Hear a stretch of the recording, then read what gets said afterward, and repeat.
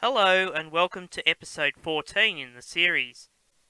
This time I'm reviewing a book that was produced in the early 2000s and again features Victorian steam. For episode 14 I am covering Steam Locomotives of the Victorian Railways Volume 1, which was published in 2002.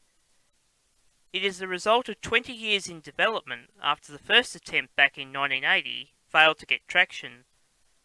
Principally edited by David Beardsell, with further text provided by Norm Cave and the late John Buckland, with publication handled by the ARHS Victoria Division, this first volume covers the first 50 years of steam locomotives built to operate in Victoria between 1854 and 1904.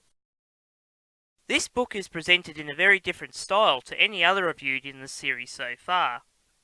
The book itself has a cover styled like a book that would have been produced a century ago.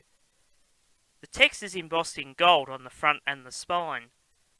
A separate box-type sleeve is also provided to store the book, which is presented in the same fashion as the book itself. Inside there is a history on the production of the book. This is followed up with a chapter on locomotives operated by the private companies.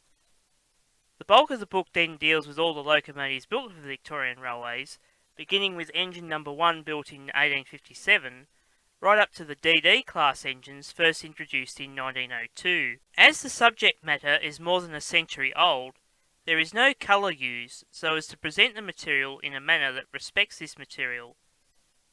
While there are plenty of photos, diagrams and copies of the original engineering drawings are also presented.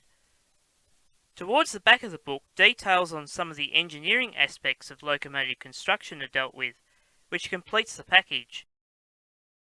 Even if you are not big on early railway history, it would be hard not to add this one to your collection.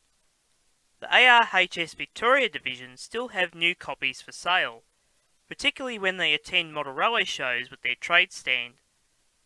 I hope that Volume 2 is still in the pipeline to cover the remaining locomotives in the period 1905 to 1954, and that it is produced in the same standard as this first volume. Well, that wraps up episode 14 in the series. I hope you enjoyed it. Episode 15 will cover a title that focuses on a famous Victorian locomotive, and one that was unique on the Victorian Railways. As always, thank you for watching.